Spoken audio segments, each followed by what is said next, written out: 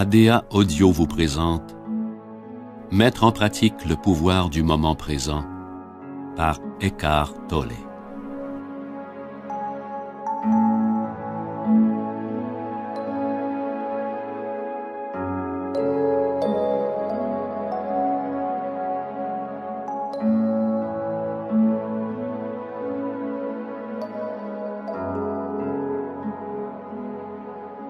En plus des exercices, cet enregistrement contient aussi de courts passages du livre d'origine.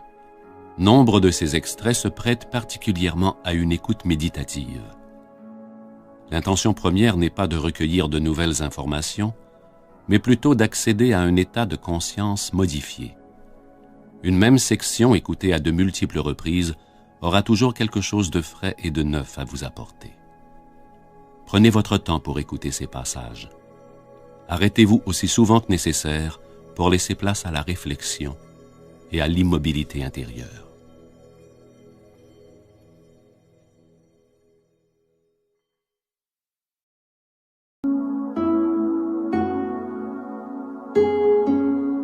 Chapitre 1 L'être et l'illumination. Il y a la vie éternelle et omniprésente qui existe au-delà des myriades de formes de vie assujetties au cycle de la naissance et de la mort. Plusieurs personnes utilisent le mot Dieu pour la décrire. Moi, je l'appelle être. À l'instar du terme Dieu, le mot être n'explique rien.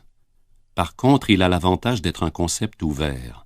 Il ne réduit pas l'infini invisible à une entité finie, et il est impossible de s'en faire une image mentale. Personne ne peut se déclarer être l'unique détenteur de l'être, car il s'agit de votre essence même et que celle-ci vous est accessible immédiatement sous la forme de la sensation de votre propre essence.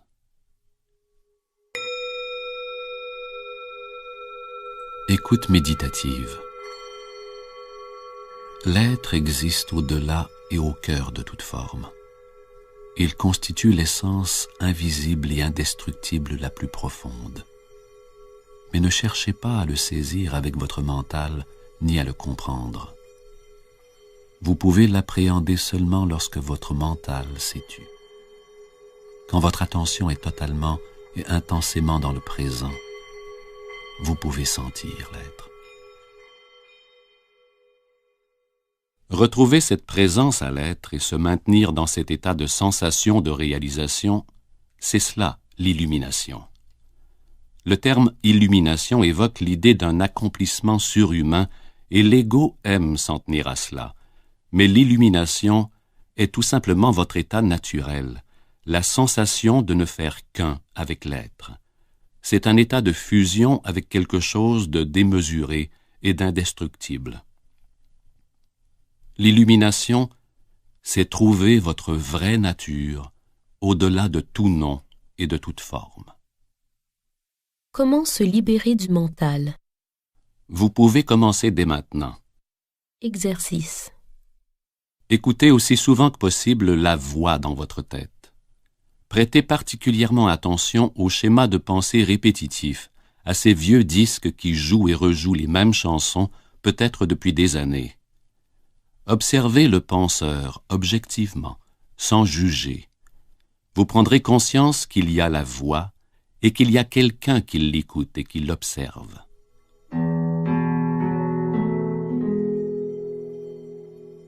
Ainsi, quand vous observez une pensée, vous êtes non seulement conscient de celle-ci, mais aussi de vous-même en tant que témoin de la pensée.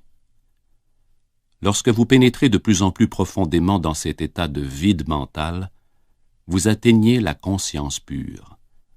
Et dans cette situation, vous ressentez votre propre présence avec une intensité et une joie telles que toute pensée, toute émotion, votre corps physique, ainsi que le monde extérieur deviennent relativement insignifiants en comparaison.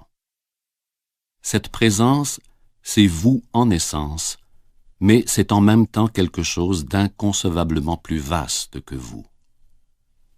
Au lieu d'observer le penseur, vous pouvez également créer un hiatus dans le mental en reportant simplement toute votre attention sur le moment présent. Vous en tirerez une profonde satisfaction. De cette façon, vous écartez la conscience de l'activité mentale et créez un vide mental où vous devenez extrêmement vigilant et conscient, mais où vous ne pensez pas. Ceci est l'essence même de la méditation. Exercice. Dans votre vie quotidienne, vous pouvez vous y exercer durant n'importe quelle activité routinière. Par exemple, lorsque vous vous lavez les mains, prenez plaisir à toutes les perceptions sensuelles qui accompagnent ce geste. Le bruit et la sensation de l'eau sur la peau, le mouvement de vos mains, l'odeur du savon, ainsi de suite. Remarquez la silencieuse mais puissante sensation de présence qui se manifeste en vous.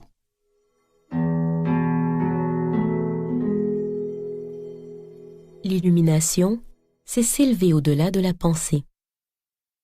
Quand vous grandissez, vous vous faites une image mentale de qui vous êtes en fonction de votre conditionnement familial et culturel. On pourrait appeler ce moi fantôme l'ego. Aux yeux de l'ego, le moment présent n'existe quasiment pas, car seul le passé et le futur lui importent.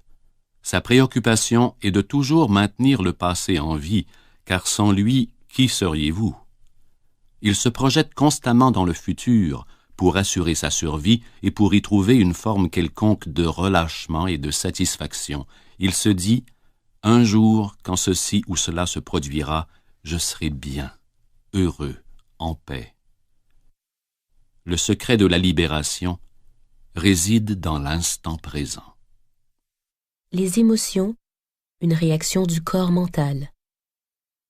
Le mental comprend également vos émotions, ainsi que tous les schèmes réactifs inconscients mettant en rapport pensée et émotion.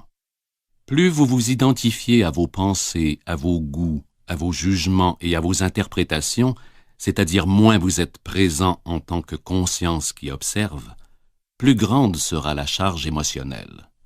Et ceci, que vous en soyez conscient ou non. Si vous ne réussissez pas à ressentir vos émotions, si vous en êtes coupé, vous en ferez l'expérience sur un plan purement physique sous la forme d'un problème ou d'un symptôme physique. Exercice.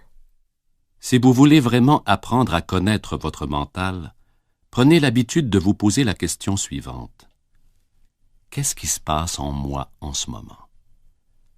Observez l'émotion, ressentez-la dans votre corps, car celui-ci vous donnera toujours l'heure juste.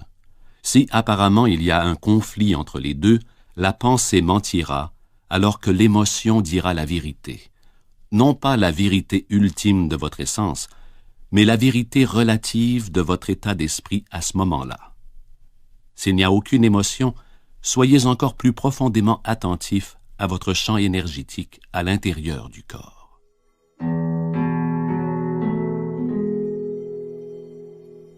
Si vous vous exercez à cela, tout ce qui est inconscient en vous sera amené à la lumière de la conscience. C'est la porte d'accès à l'être.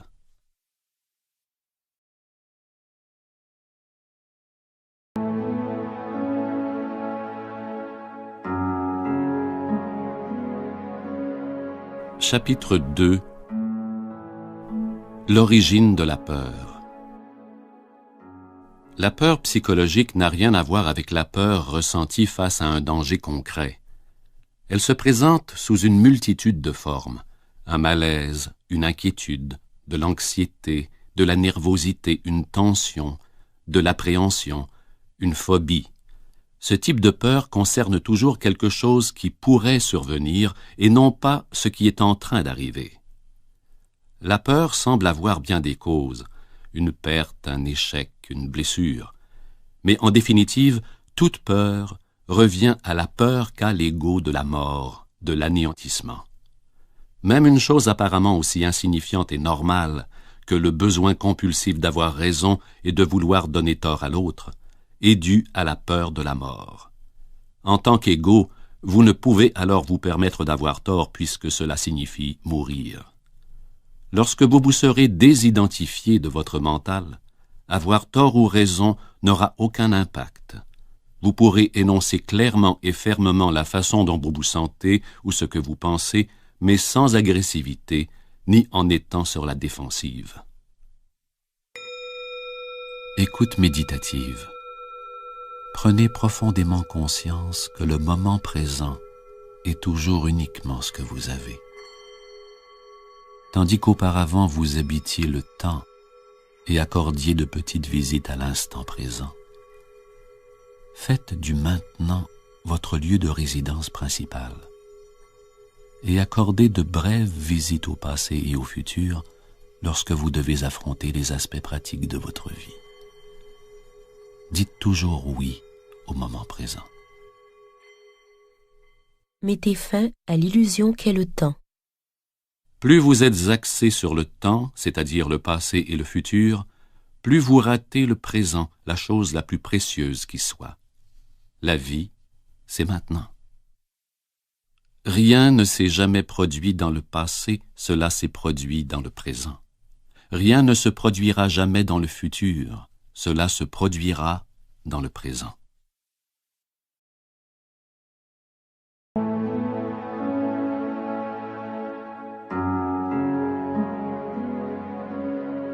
Chapitre 3. Accéder au pouvoir du moment présent. Exercice. Soyez présent en tant qu'observateur de votre mental, c'est-à-dire de vos pensées, de vos émotions et de vos réactions dans diverses situations. Accordez au moins autant d'attention à vos réactions qu'à la situation ou à la personne qui vous fait réagir. Remarquez aussi la répétitivité avec laquelle votre attention se fixe sur le passé ou le futur. Ne jugez pas et n'analysez pas ce que vous observez. Regardez la pensée, sentez l'émotion, surveillez la réaction. N'en faites pas une problématique. Vous sentirez alors quelque chose de plus puissant que n'importe lequel de vos sujets d'observation. La présence calme qui observe de derrière le contenu du mental, le témoin silencieux.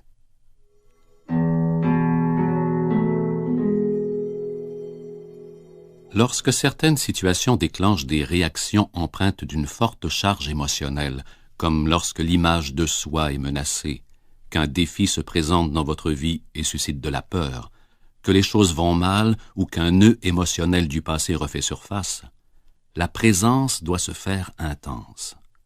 Dans de telles situations, la réaction ou l'émotion prend totalement possession de vous, vous devenez elle et agissez en fonction d'elle.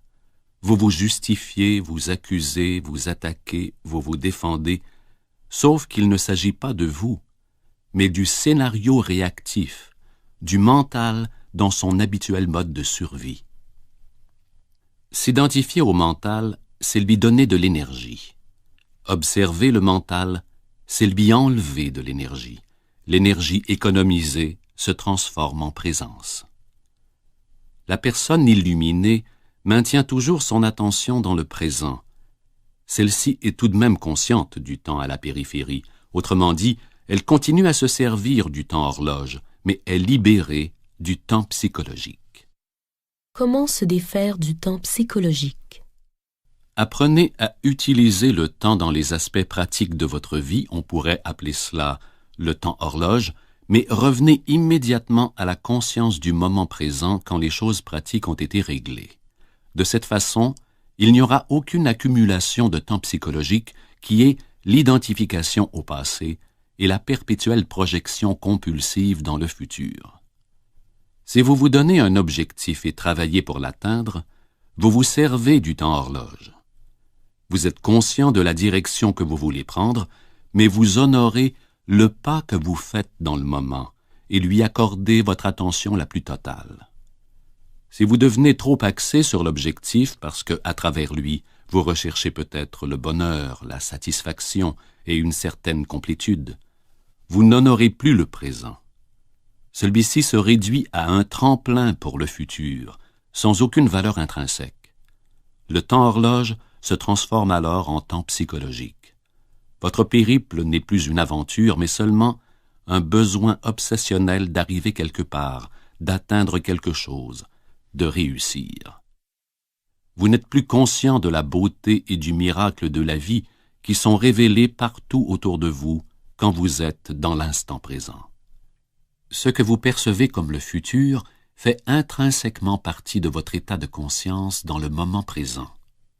Si votre mental traîne un lourd fardeau de passé, vous répéterez les mêmes expériences, car sans présence, le passé se perpétue de lui-même.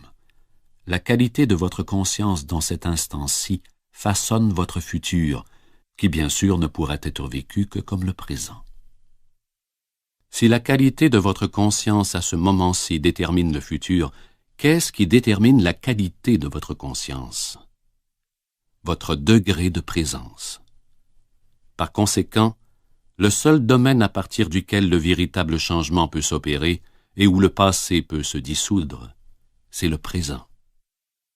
Comment découvrir votre vie derrière vos conditions de vie actuelles? Écoute méditative. Trouvez le passage étroit qui vous conduit à la vie. On l'appelle l'instant présent. Ramenez votre vie au moment présent. Vos conditions de vie sont peut-être très problématiques, ce qui est le cas de la plupart des gens, mais essayez de voir si vous avez un problème en ce moment même. Pas demain ni dans 10 minutes, mais maintenant. Avez-vous un problème maintenant? Lorsque vous êtes envahi par les problèmes, il ne reste aucune place pour la nouveauté et les solutions. Exercice. Utilisez pleinement vos sens. Soyez véritablement là où vous êtes. Regardez autour de vous, simplement, sans interpréter. Voyez la lumière, les formes, les couleurs, les textures. Soyez conscient de la présence silencieuse de chaque objet, de l'espace qui permet à chaque chose d'être. Écoutez les bruits sans les juger. Entendez le silence qui les anime. Touchez quelque chose, n'importe quoi, et sentez et reconnaissez son essence. Observez le rythme de votre respiration. Sentez l'air qui entre et qui sort de vos poumons. Sentez l'énergie de vie qui circule dans votre corps. Laissez chaque chose être, au-dedans comme au-dehors. Reconnaissez en chaque chose son être là. Plongez totalement dans le présent.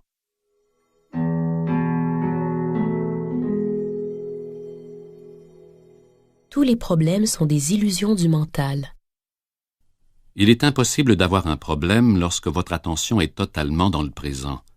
Une situation a besoin d'être acceptée telle qu'elle ou d'être solutionnée. Avoir un problème veut dire que vous vous appesantissez mentalement sur une situation sans qu'il y ait une véritable intention ou possibilité de passer immédiatement à l'action. Vous êtes tellement pris par vos conditions de vie que vous perdez le sens même de votre vie, de votre être. Quand vous créez un problème, vous créez de la souffrance. Tout ce qu'il faut, c'est simplement faire un choix, prendre une décision. C'est se dire, quoi qu'il arrive, je ne me créerai plus de souffrance, je ne me créerai plus de difficultés. La joie de l'être. Demandez-vous s'il y a de la joie, de l'aisance et de la légèreté dans ce que vous entreprenez. S'il n'y en a pas, c'est que le moment présent est passé à l'arrière-plan et que la vie est perçue comme un fardeau ou comme un combat. Dès que vous honorez le moment présent, tout malheur et tout combat disparaissent et la vie se met à couler dans la joie et la facilité. Quand vous agissez en fonction de la conscience que vous avez dans le moment présent, tout ce que vous faites est imprégné d'une certaine qualité, d'un certain soin et d'un certain amour, même le plus simple des gestes. Écoute méditative. Ne vous préoccupez pas des résultats de vos actions. Accordez simplement votre attention à l'action elle-même. Le résultat arrivera de lui-même. Lorsque la compulsion à fuir le présent cesse, la joie de l'être afflue dans tout ce que vous entreprenez. Dès l'instant où votre attention se tourne vers le présent, vous sentez une présence, un calme, une paix en vous. La conscience intemporelle.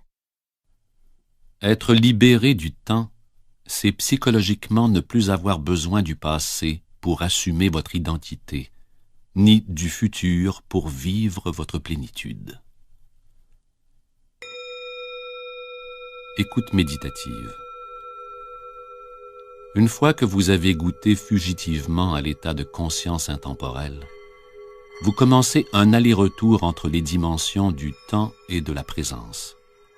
Vous prenez d'abord conscience du fait que votre attention est rarement dans l'instant présent. Et de savoir que vous n'êtes pas présent constitue déjà une grande réussite. Cette reconnaissance est en soi une forme de présence.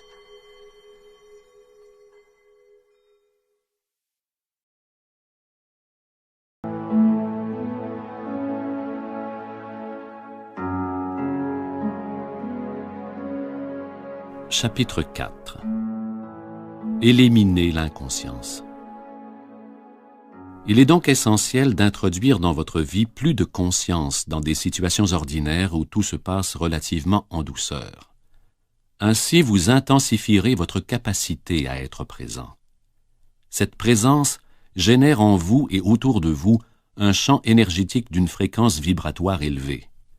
Aucune inconscience, négativité, discorde ou violence entrant dans ce champ ne peut y survivre, pas plus que l'obscurité ne peut résister à la lumière. En apprenant à être le témoin de vos pensées et de vos émotions, vous serez étonné de noter la rareté des moments où vous vous sentez véritablement bien. Dans vos pensées, vous verrez beaucoup de résistance sous forme de jugement, d'insatisfaction et de projection mentale. Celles-ci vous éloigneront toutes du présent. Exercice. Prenez l'habitude de suivre de près votre état mental et émotionnel. Demandez-vous, suis-je à l'aise en ce moment? Une fois que vous avez déterminé qu'il y a effectivement en vous un certain degré de malaise, trouvez de quelle manière vous évitez ou niez la vie ou y résistez, c'est-à-dire comment vous reniez le présent.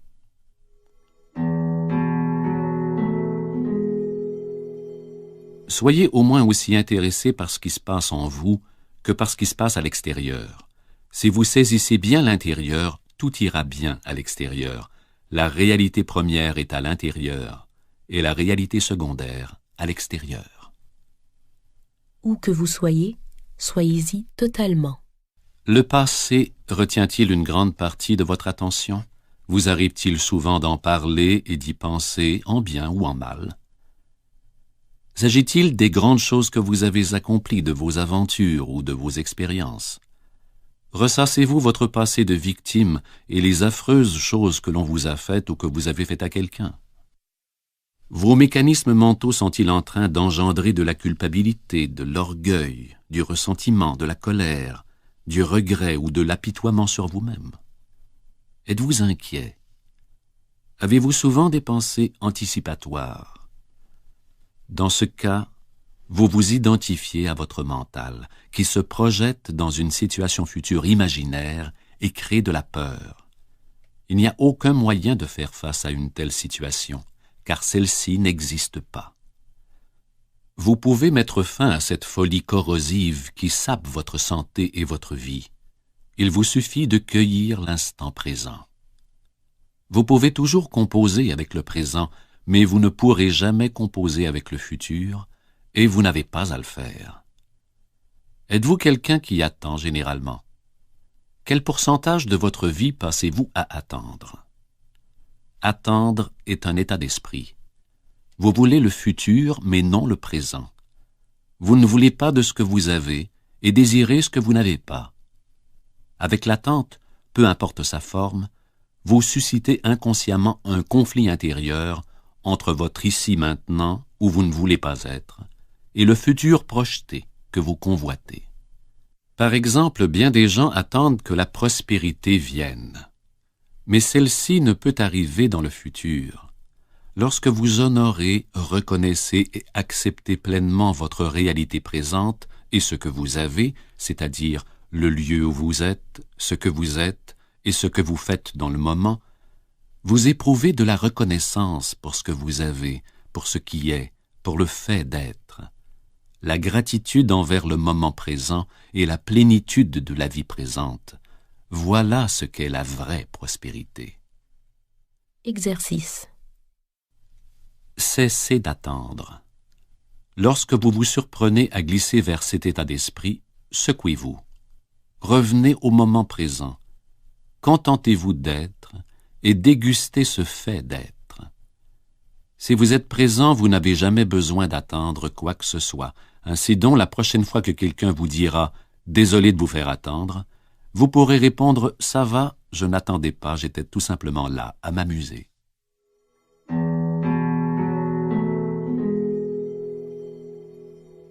Dans un certain sens, l'état de présence peut se comparer à l'attente. Il existe une autre sorte d'attente, dont la qualité est très différente et qui exige de votre part une vigilance totale. Quelque chose pourrait se manifester à n'importe quel moment, et si vous n'êtes pas totalement éveillé, totalement immobile, vous passerez à côté. Dans cet état, toute votre attention se trouve dans le présent. Il n'en reste rien pour rêvasser, penser, se souvenir et anticiper l'avenir. Il n'y a là aucune tension ni aucune peur, seulement une présence vigilante. Vous êtes présent à tout votre être, à chaque cellule de votre corps.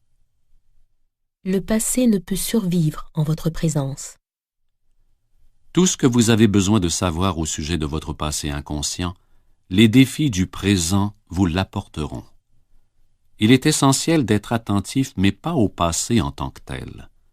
Accordez de l'attention au présent, à vos comportements, à vos réactions, à vos humeurs, à vos pensées, à vos émotions, à vos peurs et à vos désirs à mesure qu'ils se présentent dans l'instant présent. C'est cela votre passé.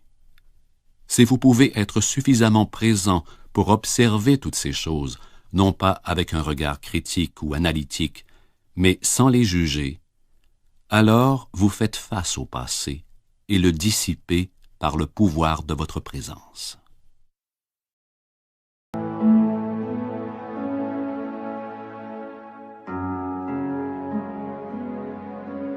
Chapitre 5.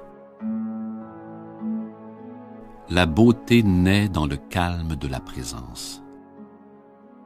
Il faut une certaine présence pour avoir conscience de la beauté, de la majestuosité et du sacré de la nature.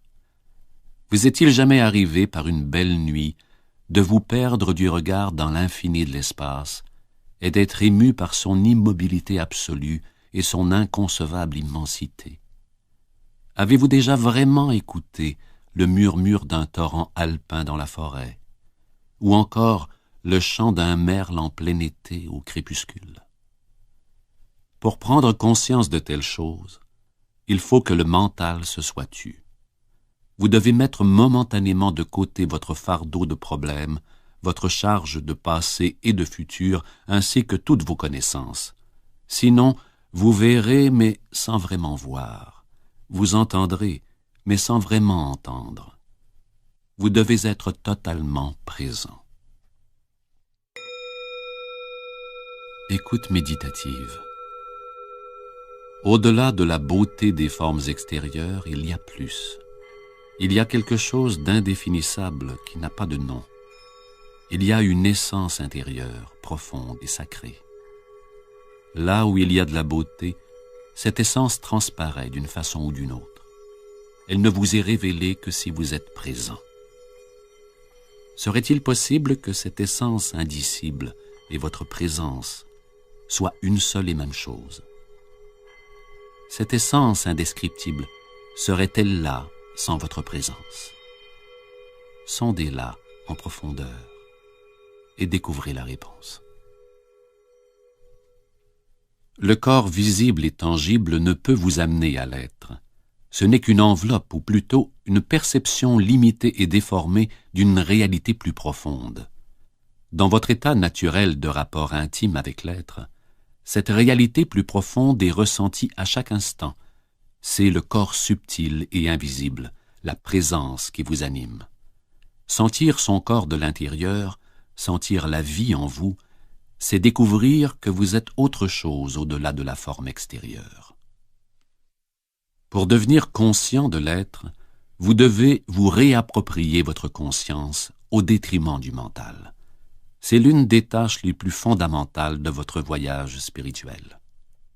Habitez pleinement son corps. Faites-en une méditation. Cela n'a pas besoin d'être long. 10 à 15 minutes suffisent. Assurez-vous tout d'abord qu'aucune distraction extérieure, le téléphone ou des gens ne viendra vous déranger. Exercice. Assurez-vous que votre corps est détendu. Fermez les yeux et prenez quelques respirations profondes. Observez dans la partie basse de l'abdomen les légères expansions et contractions qui se produisent à l'inspiration et à l'expiration. Dirigez votre attention sur le corps. Sentez-le de l'intérieur. Est-il vivant? Sentez-vous la vitalité dans vos mains, vos bras, vos jambes, vos pieds, votre abdomen, votre poitrine? Sentez-vous le subtil champ énergétique qui infuse tout votre corps et vitalise chaque organe et chaque cellule? Le sentez-vous simultanément dans toutes les parties du corps comme un seul et unique champ énergétique? Maintenez votre attention sur votre corps subtil pendant quelques instants. Ne vous mettez pas à y penser. Sentez-le seulement. Quand vous arrivez à clairement sentir le corps subtil comme un seul champ énergétique, laissez aller toute image pour vous concentrer exclusivement sur la sensation. Ce qui reste alors, c'est une sensation de présence ou d'être qui englobe tout et l'impression que le corps énergétique n'a pas de frontières. Puis concentrez votre attention encore plus profondément sur cette sensation. Ne faites plus qu'un avec elle, fusionnez avec votre champ énergétique, afin d'éliminer toute dualité perceptuelle observateur-observé entre vous et votre corps. La distinction entre l'intérieur et l'extérieur se dissipe. Dorénavant, il n'y a plus de corps énergétique. En descendant profondément dans le corps, vous l'avez transcendé. Restez dans ce royaume du pur être aussi longtemps que vous êtes à l'aise. Puis reprenez conscience de votre corps physique, de votre respiration et de vos sens, et ouvrez les yeux. Pendant quelques minutes, regardez autour de vous de façon méditative, c'est-à-dire sans étiquetage mental, tout en continuant à sentir votre corps énergétique.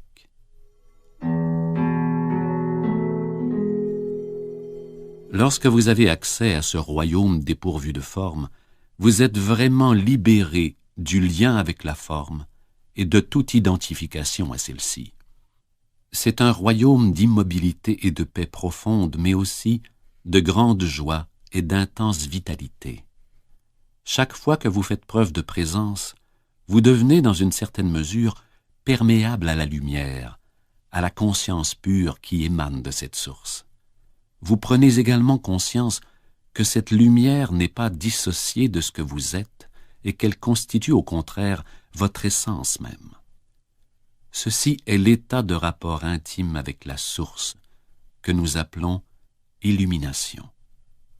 Créez en vous de profondes racines. La clé, c'est d'être en contact permanent avec votre corps subtil, de le sentir en tout temps. Cela approfondira et transformera rapidement votre vie. Plus vous dirigez votre conscience sur le corps énergétique, plus la fréquence de ces vibrations s'amplifie. À ce niveau vibratoire plus élevé, la négativité ne peut plus vous perturber et vous tendez naturellement à vous attirer des situations nouvelles qui reflètent cette fréquence vibratoire. Exercez-vous au cours des jours ou des semaines à venir à ne pas accorder la totalité de votre attention au mental et au monde extérieur. Concentrez-vous sur ce que vous faites, mais sentez en même temps votre corps énergétique aussi souvent que possible. Restez en contact avec vos racines intérieures. Surveillez ensuite comment ceci modifie l'état de votre conscience et la qualité de ce que vous faites. Comment renforcer le système immunitaire? Il existe une méditation simple mais puissante d'auto-guérison que vous pouvez faire à tout moment quand vous sentez le besoin de renforcer votre système immunitaire. Exercice. Quand vous avez quelques minutes de libre, particulièrement le soir juste avant de vous endormir, et le matin juste après vous être réveillé et avant de vous lever, inondez votre corps de conscience. Fermez les yeux, étendez-vous sur le dos. Choisissez différentes parties de votre corps pour tout d'abord y centrer brièvement votre attention, les mains, les pieds, les jambes, les bras, l'abdomen, la tête, etc. Aussi intensément que vous le pouvez, sentez d'abord l'énergie vitale dans ces parties du corps, en restant environ 15 secondes sur chacune d'elles. Puis, laissez votre attention parcourir à quelques reprises tout votre corps à la manière d'une vague, des pieds à la tête et vice-versa. Cela ne prendra qu'une minute environ. Sentez ensuite votre corps énergétique dans sa totalité, comme un champ énergétique unique. Maintenez votre attention sur cette sensation durant quelques minutes. Pendant toute la durée de l'exercice, soyez intensément présent dans chaque cellule de votre corps.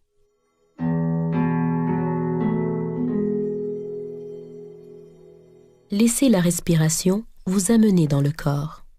Si à n'importe quel moment vous éprouvez de la difficulté à entrer en contact avec le corps énergétique, il est habituellement plus facile de vous concentrer en premier lieu sur la respiration consciente, qui est une méditation puissante en elle-même, vous remettra graduellement en contact avec le corps.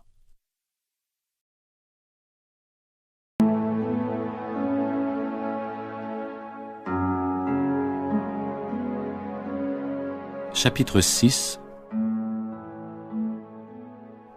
Dissiper le corps de souffrance. La plus grande partie de la souffrance humaine est inutile. On se l'inflige à soi-même aussi longtemps qu'à son insu, on laisse le mental prendre le contrôle de sa vie. La souffrance que vous créez dans le présent est toujours une forme de non-acceptation, de résistance inconsciente à ce qui est. Sur le plan de la pensée, la résistance est une forme de jugement.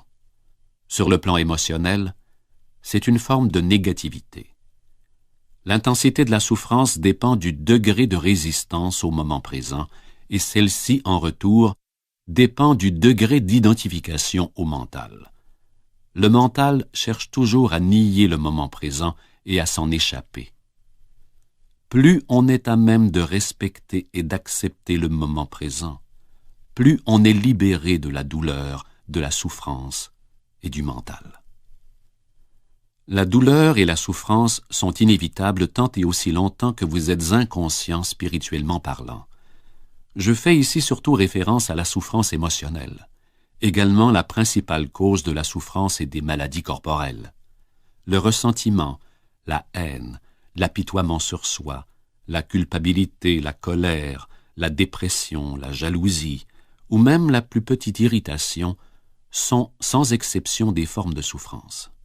Et tout plaisir ou toute exaltation émotionnelle comporte en eux le germe de la souffrance, leur inséparable opposé, qui se manifestera à un moment donné. Beaucoup de gens savent avec quelle facilité et rapidité une relation intime peut devenir une source de souffrance après avoir été une source de plaisir. Ces polarités, négatives et positives, sont les deux faces d'une seule et même pièce. Elles appartiennent à l'ego. Il existe deux types de souffrance, celle que vous créez maintenant et la souffrance passée qui continue de vivre en vous, dans votre corps et dans votre esprit. Il y a deux modes d'être, latent et actif. Un corps de souffrance peut être latent 90% du temps. Chez une personne profondément malheureuse, cependant, il peut être actif tout le temps. N'importe quoi peut servir de déclencheur. Une simple pensée ou une remarque innocente d'un proche peut l'activer. Brisez l'identification au corps de souffrance. Écoute méditative. Remarquez tout signe de morosité, peu importe la forme qu'elle peut prendre.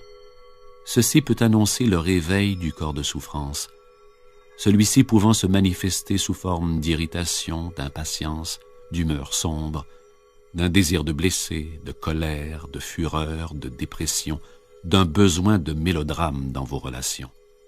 Saisissez-le au vol dès qu'il sort de son état latent. Le corps de souffrance veut survivre et ne peut y arriver que s'il vous amène à vous identifier inconsciemment à lui.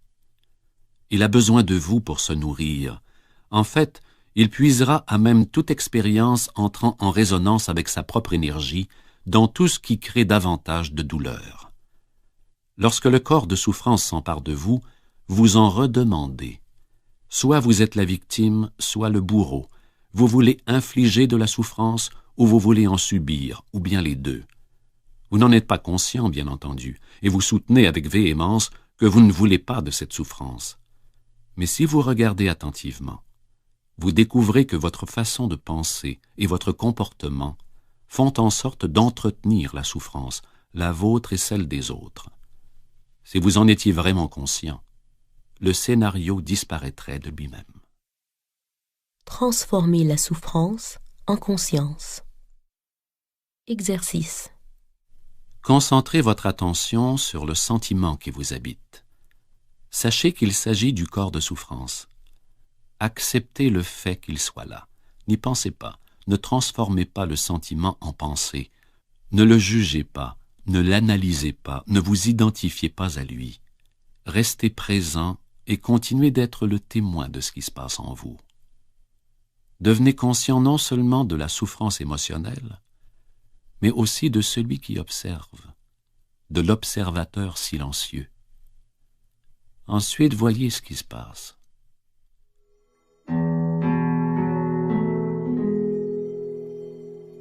Le seul pouvoir qui existe est celui propre à l'instant présent. C'est le pouvoir de votre présence à ce qui est.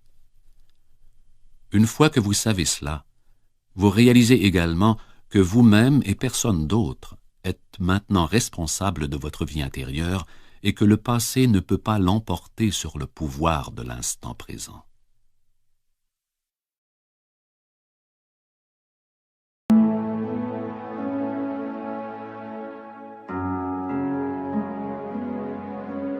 Chapitre 7. Des relations de dépendance aux relations éclairées. Les relations d'amour et de haine. À moins d'avoir atteint la fréquence vibratoire de la présence consciente, ou jusqu'à ce que cela soit, toutes les relations, et en particulier les relations intimes, sont profondément faussées et, en définitive, dysfonctionnelles. Elles peuvent sembler parfaites pendant un certain temps, par exemple quand vous êtes amoureux, mais cette apparente perfection en vient invariablement à s'effriter quand les disputes, les conflits, l'insatisfaction et la violence émotionnelle ou même physique se produisent à un rythme de plus en plus fréquent.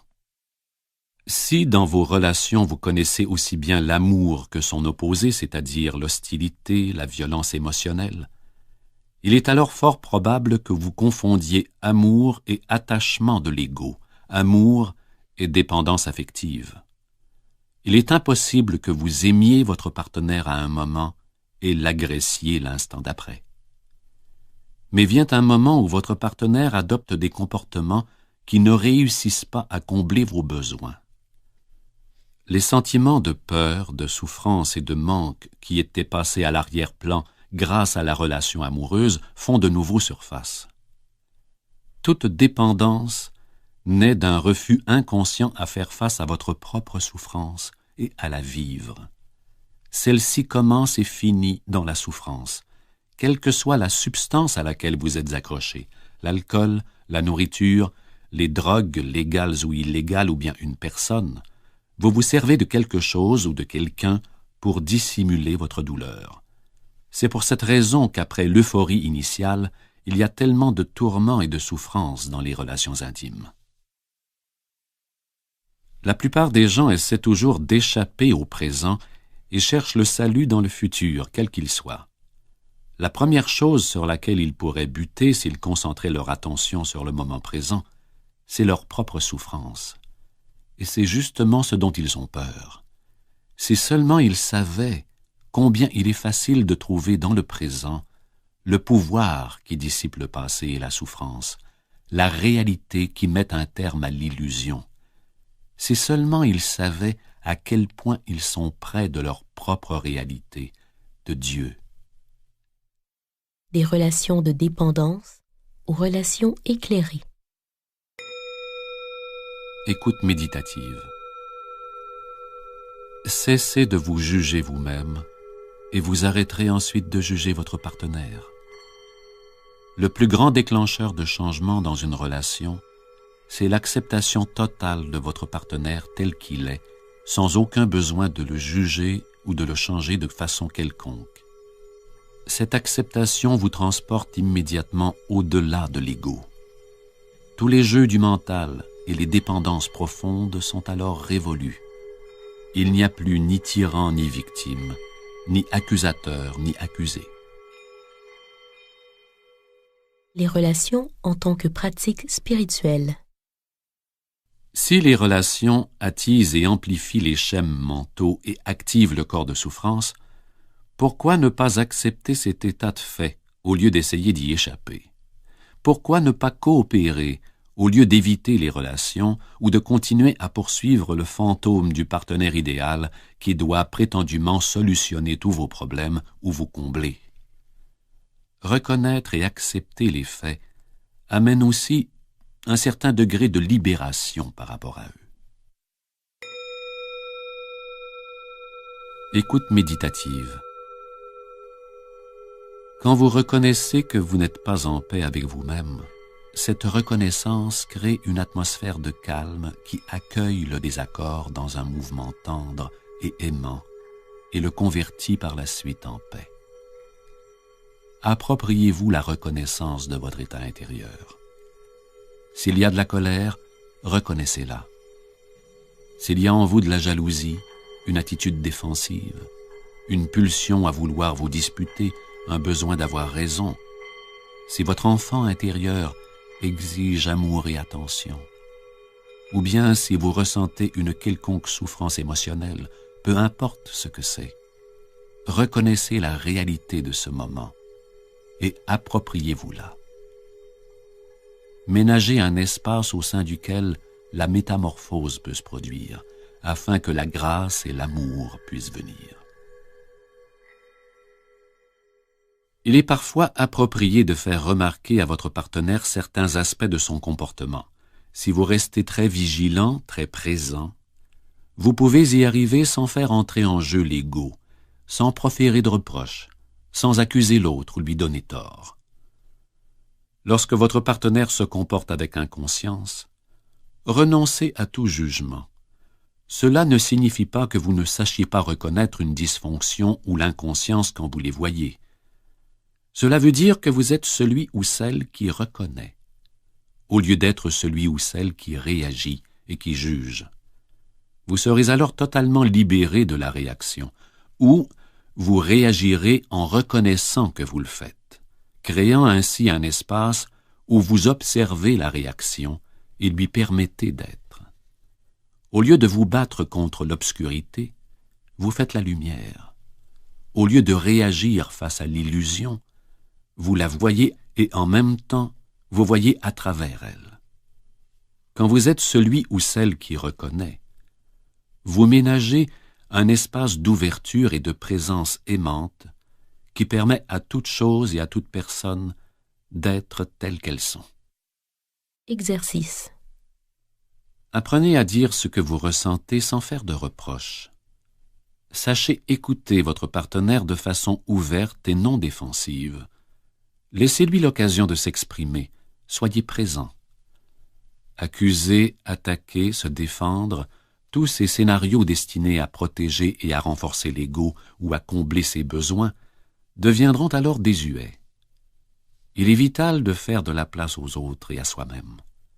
L'amour ne peut s'épanouir sans cela.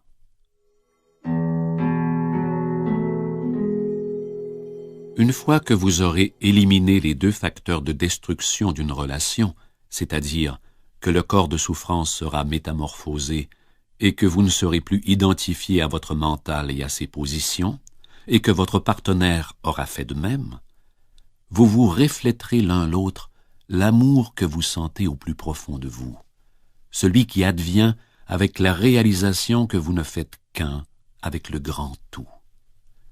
Et ceci est l'amour qui n'a pas d'opposé.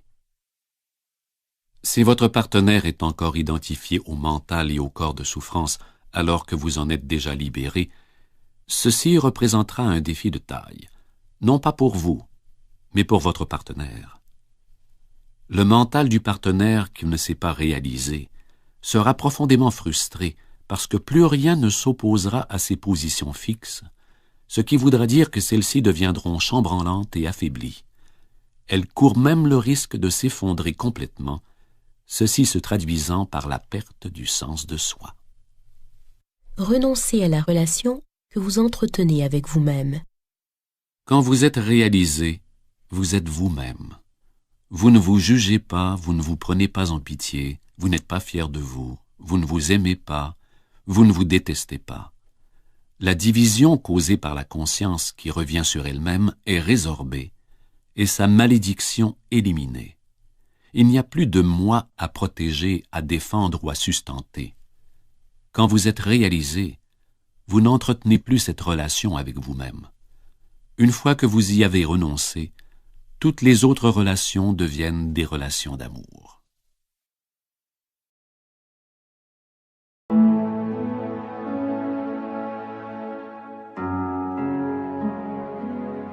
Chapitre 8. Acceptation de l'instant présent. Les cycles de la vie et l'impermanence des choses. Il y a les cycles de succès au cours desquels tout semble vous sourire et bien aller, et les cycles de l'échec, quand tout ce que vous avez entrepris s'étiole et se désintègre, et que vous devez tout laisser aller afin de faire place à la nouveauté ou à la transformation. Si vous vous accrochez et résistez à ce moment-là, cela veut dire que vous refusez de suivre le courant de la vie et vous en souffrirez. L'involution est nécessaire pour qu'une nouvelle croissance puisse se produire. Vous devez avoir connu un grand échec sur un certain plan, une grande perte ou une profonde souffrance pour que la dimension spirituelle vous interpelle. Ou peut-être est-ce le succès lui-même qui a perdu son sens, devenant ainsi un échec. Derrière tout succès, il y a l'échec, et derrière tout échec, le succès. Dans ce monde-ci, c'est-à-dire sur le plan de la forme, tout le monde échoue, tôt ou tard bien entendu, et tout accomplissement revient éventuellement au rien. Aucune forme n'est permanente. Dans un état de conscience réalisé, vous êtes toujours actif et prenez plaisir à créer de nouvelles formes et circonstances, mais vous n'êtes pas identifié à elles. Telle est la différence. Vous n'avez pas besoin d'elles pour trouver le sens de votre moi. Elles ne constituent pas votre vie, seulement vos conditions de vie. Rien ne dure dans cette dimension. Soit les choses se terminent, soit elles changent. Ou bien encore elles subissent une inversion de polarité. La situation qui était positive hier ou l'an passé est soudainement ou graduellement devenue négative. La même situation qui vous comblait alors de bonheur vous rend maintenant malheureux. Le bonheur et le malheur ne font qu'un. Seule l'illusion du temps les sépare. Lorsque vous êtes intérieurement libéré de votre dépendance à la forme, les conditions générales de votre vie tendent à s'améliorer grandement. Les choses, les gens ou les circonstances dont vous pensiez avoir besoin pour être heureux vous arrivent sans que vous jouiez des coudes ou ayez à fournir d'efforts. Et aussi longtemps qu'ils sont là, vous êtes libre de les goûter et de les apprécier. Tout cela prendra fin, bien sûr. Les cycles viendront et iront, mais la peur de perdre ne sera plus là puisque la dépendance aura disparu. Et la vie se met alors à couler facilement. Le bonheur qui provient d'une source secondaire quelconque n'est jamais bien profond. Ce n'est qu'un pâle reflet de la joie de l'être, de l'intense paix que vous trouvez en vous quand vous ne résistez plus. L'être vous transporte au-delà des contraires polarisés du mental et vous libère de votre dépendance aux formes. Même si tout venait à s'écrouler et à être réduit en miettes autour de vous, vous sentiriez toujours ce profond noyau de paix intérieure. Vous ne seriez peut-être pas heureux, mais en paix. Comment utiliser la négativité et y renoncer? Toute résistance intérieure se vit comme de la négativité sous une forme ou une autre. Toute négativité est résistance. Dans ce contexte, les deux termes sont presque synonymes. La négativité va de l'irritation ou de l'impatience à la colère féroce, d'une humeur dépressive ou d'un sombre ressentiment au désespoir suicidaire. Parfois, la résistance déclenche le corps de souffrance, et dans ce cas-là, celui-ci peut générer une puissante négativité comme la colère, la dépression ou un profond chagrin, même si le catalyseur est infime. La négativité ne fonctionne pas. Au lieu de créer une situation favorable, elle l'empêche au contraire de se manifester. Au lieu de dissiper une situation défavorable, elle la maintient. Sa seule fonction utile est de renforcer l'ego, et c'est pour cette raison que l'ego l'aime tant. Une fois que vous vous êtes identifié à une forme quelconque de négativité, vous ne voulez pas vous en départir et, à un niveau inconscient profond, vous ne désirez aucun changement positif puisque cela menacerait votre identité de personne déprimée, en colère ou traitée injustement. Par conséquent, vous ignorerez, nierez et saboterez ce qui est positif dans votre vie. C'est là un phénomène très commun. Écoute méditative. Chaque fois que vous remarquerez que la négativité se manifeste en vous sous une forme ou une autre, ne la voyez pas comme un échec dans votre démarche, mais plutôt comme un précieux signal qui vous dit « Réveille-toi, sors de ta tête, sois présent ». Exercice.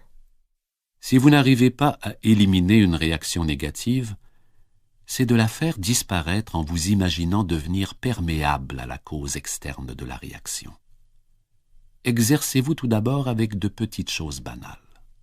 L'alarme de la voiture, le chien qui aboie, les enfants qui hurlent, les bouchons de circulation. Au lieu de maintenir en vous un mur de résistance sur lequel viennent constamment et douloureusement se heurter les choses qui ne devraient pas se produire, laissez tout cela passer à travers vous. Quelqu'un vous dit quelque chose de grossier ou destiné à vous blesser? Laissez ces paroles passer à travers vous, au lieu de vous mettre en mode réactif négatif et inconscient. Agressivité, défensive ou retenue, laissez aller tout cela. N'offrez aucune résistance à ce qui est proféré, comme s'il n'y avait plus personne à blesser. Le pardon, c'est ça. De cette façon, vous devenez invulnérable.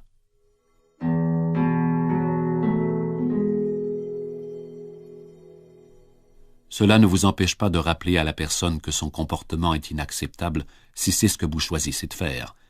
Chose certaine, elle n'aura plus le pouvoir de contrôler votre état intérieur. Vous êtes alors sous votre pouvoir, pas sous celui de quelqu'un d'autre. Écoute méditative. Ne cherchez pas la paix. Ne cherchez pas à trouver un quelconque autre état que celui dans lequel vous êtes dans l'instant présent. Sinon, vous instaurerez un conflit intérieur et une résistance inconsciente. Pardonnez-vous de ne pas être en paix. Dès l'instant où vous acceptez totalement l'absence de paix, celle-ci se métamorphose en paix.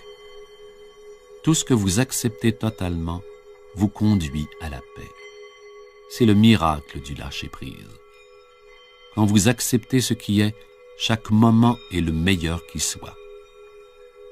C'est cela l'illumination. La nature de la compassion. Quand vous existez à partir de l'être, vous percevez le corps et l'esprit d'une autre personne comme un écran derrière lequel vous pouvez sentir sa véritable réalité, tout comme vous sentez la vôtre.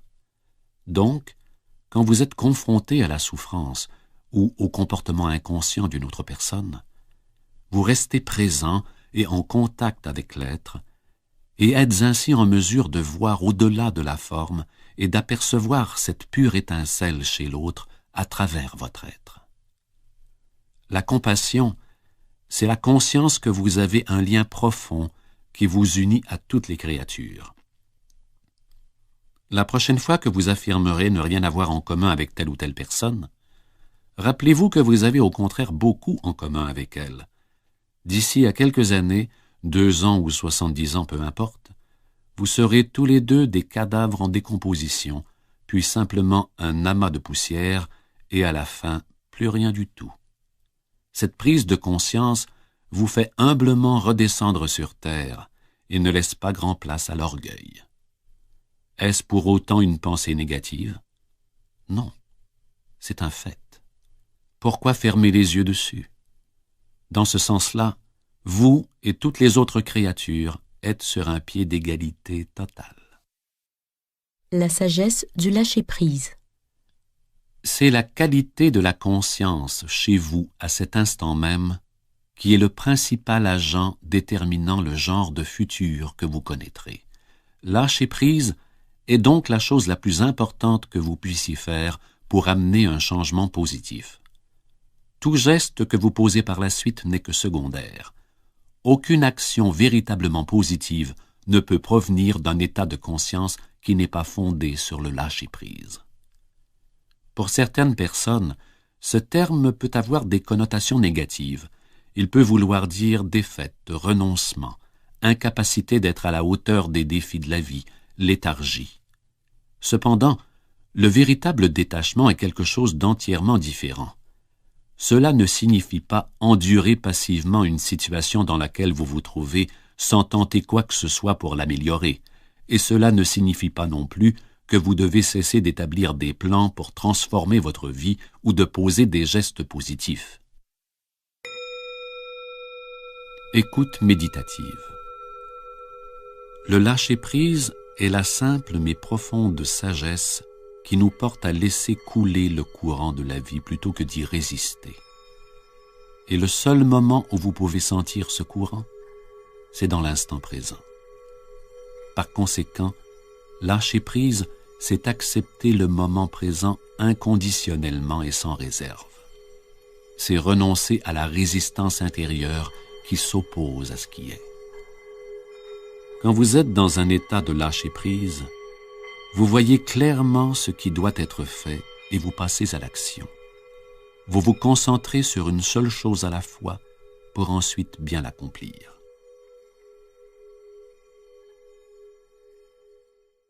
Quand vous lâchez prise, ce n'est pas la situation dans sa globalité que vous devez accepter, mais juste ce minuscule segment appelé instant présent.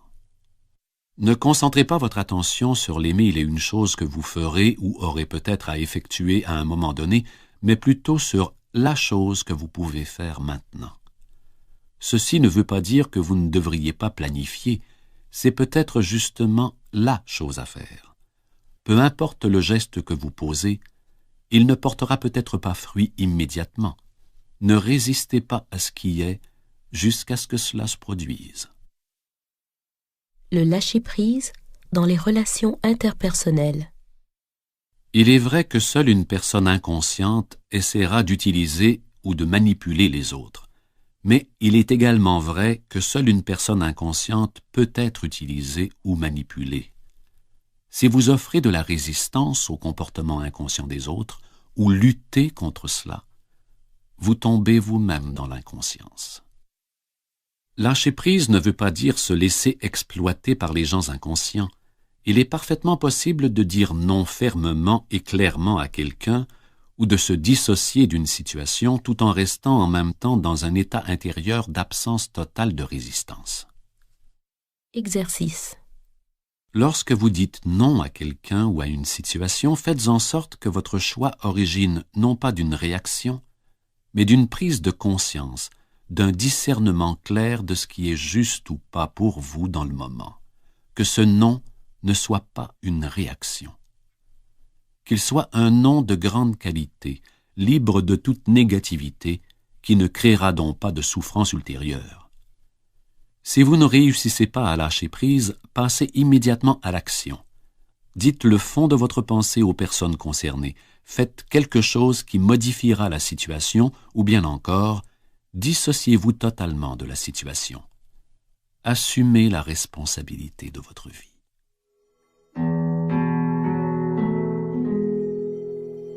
Ne polluez pas votre beau et radieux être intérieur, ni la terre, avec de la négativité. Ne laissez pas le tourment s'immiscer en vous sous quelque forme que ce soit. Le lâcher-prise viendra profondément modifier vos relations. Si vous ne réussissez jamais à accepter ce qui est, vous ne pourrez jamais accepter les autres tels qu'ils sont. Vous jugerez, critiquerez, étiquetterez, rejetterez les gens ou essaierez de les changer. Par ailleurs, si vous faites continuellement du moment présent un moyen pour arriver à une fin dans le futur, vous ferez de même avec tous les gens que vous rencontrerez et avec qui vous serez en rapport. Exercice. Quand vous commencez à vous disputer ou à entrer en conflit avec votre partenaire ou un proche, observez d'abord à quel point vous vous tenez sur la défensive lorsque l'autre attaque votre position, ou sentez la force de votre propre agressivité lorsque vous attaquez la position de l'autre personne. Remarquez votre attachement à vos points de vue et à vos opinions. Percevez bien l'énergie mentale et émotionnelle derrière votre besoin d'avoir raison et de donner tort à l'autre. C'est l'énergie de l'ego. Vous la conscientiserez en la reconnaissant, en la sentant le plus totalement possible. Puis un jour, vous réaliserez soudainement au beau milieu d'une dispute que vous avez le choix et déciderez peut-être tout simplement de ne pas réagir, juste pour voir ce qui se passe. Ainsi, vous lâchez prise.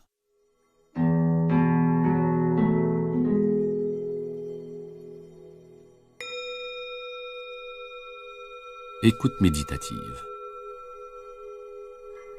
Si vous vous sentez soudainement très léger, dégagé et profondément en paix, c'est le signe indiscutable que vous avez vraiment lâché prise. Regardez alors de près ce qui se passe chez l'autre personne, quant à la position qu'elle défendait, lorsque vous ne donnez plus d'énergie à cette dernière en lui résistant. Quand l'identification aux prises de position est éliminée, une véritable communication s'instaure. La non-résistance n'est pas nécessairement synonyme d'inaction. Tout ce que cela veut dire, c'est que toute action n'est pas forcément une réaction.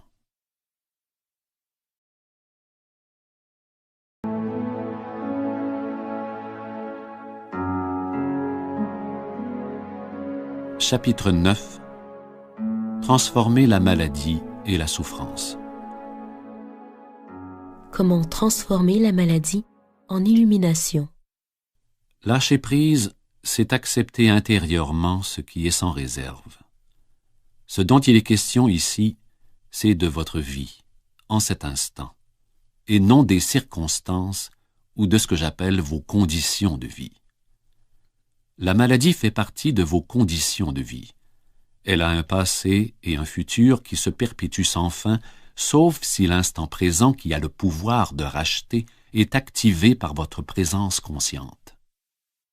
Quand quelqu'un adopte une croyance vis-à-vis de votre état et vous colle ainsi une étiquette sur le dos, celle-ci amène l'état à s'installer pour de bon, lui donne du pouvoir et fait d'un déséquilibre temporaire une réalité apparemment immuable. Exercice. En vous concentrant sur l'instant et en vous retenant de l'étiqueter mentalement, la maladie est réduite à un ou plusieurs des facteurs suivants: la douleur physique, la faiblesse, l'inconfort ou l'invalidité. C'est ce face à quoi vous lâchez prise maintenant, et non pas à l'idée de la maladie. Permettez à la souffrance de vous ramener de force dans le maintenant, dans un état d'intense et consciente présence. Utilisez-la pour arriver à l'éveil.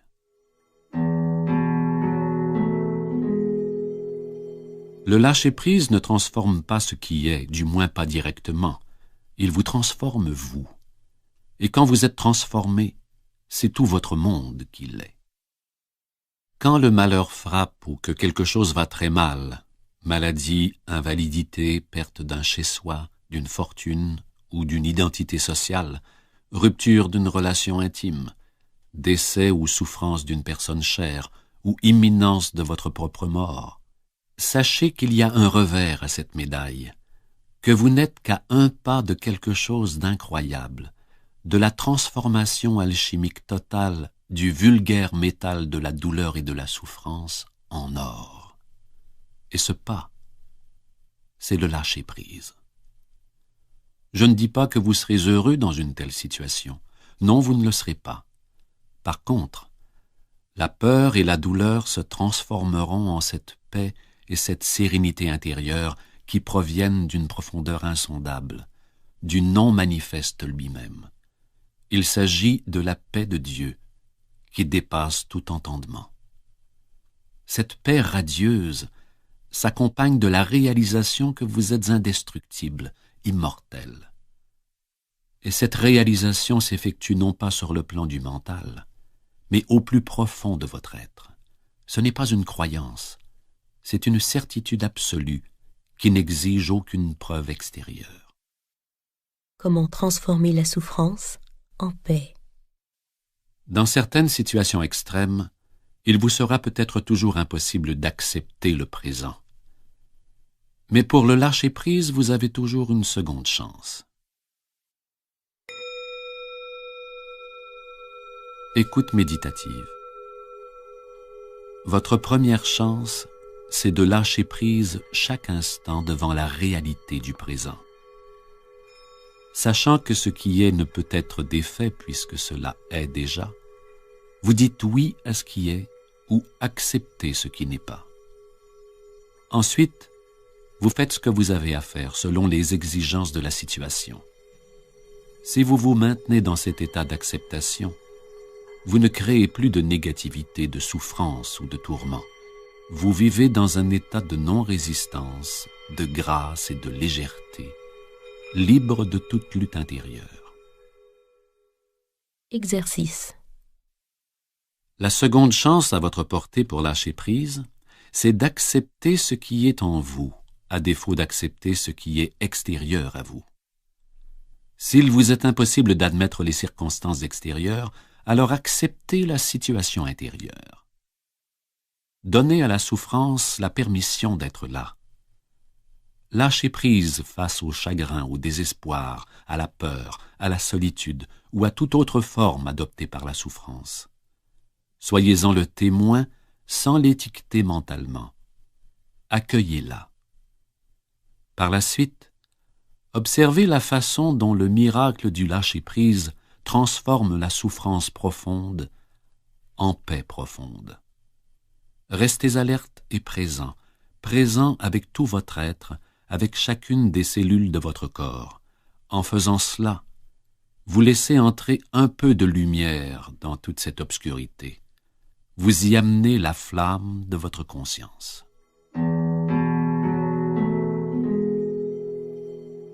Quand la souffrance est profonde, vous ressentez sans doute une forte pulsion à vouloir y échapper plutôt que de vouloir lâcher prise. Vous ne voulez pas sentir ce que vous sentez, quoi de plus normal. Mais il n'y a aucune échappatoire, aucune issue de secours. Il y a par contre de fausses échappatoires comme le travail, l'alcool, les drogues, la colère, les projections, la répression. Mais celles-ci ne vous libèrent pas de la douleur. La souffrance ne diminue pas en intensité quand vous la rendez inconsciente. Quand vous niez la douleur émotionnelle, tout ce que vous entreprenez ou pensez est contaminé par elle. Même vos relations. Pour ainsi dire, vous diffusez cette vibration de souffrance par l'énergie qui émane de vous, et les autres la sentent intuitivement. S'ils sont dans l'inconscience, il se peut qu'ils se sentent poussés à vous agresser ou à vous blesser d'une manière ou d'une autre, ou bien alors, c'est vous qui les blesserez par une projection inconsciente de votre souffrance. Vous attirez vers vous tout ce qui peut correspondre à votre état intérieur. Avoir le pouvoir de choisir. Le choix existe à partir du moment où vous vous désidentifiez du mental et de ses schèmes de conditionnement, à partir du moment où vous devenez présent. Personne ne choisit le dysfonctionnement, le conflit ou la douleur. Personne ne choisit la folie. Ceux-ci adviennent parce qu'il n'y a pas suffisamment de présence en vous pour dissoudre le passé, pas assez de lumière pour dissiper l'obscurité. Presque tout le monde en souffre à des degrés variables. Dès l'instant où vous prenez conscience de cela, il ne peut plus y avoir de ressentiment. Comment pouvez-vous éprouver du ressentiment vis-à-vis de la maladie de quelqu'un? La seule attitude possible est la compassion. Lorsque vous lâchez prise face à ce qui est, et que vous devenez totalement présent, le passé perd tout pouvoir. Vous n'en avez plus besoin. La présence est la clé. Le présent l'est aussi. Étant donné que la résistance et le mental sont indissociables, le renoncement à la résistance, le lâcher-prise, met fin au règne du mental comme maître absolu, comme l'imposteur qui prétend être vous, le faux Dieu. Tout jugement et toute négativité disparaissent. Le royaume de l'être qui était masqué par le mental se révèle. Tout d'un coup, un grand calme naît en vous, une insondable sensation de paix. Et au cœur de cette paix, il y a une grande joie. Et au cœur de cette joie, il y a l'amour. Et au cœur de tout cela, il y a le sacré, l'incommensurable, ce à quoi on ne peut attribuer de nom.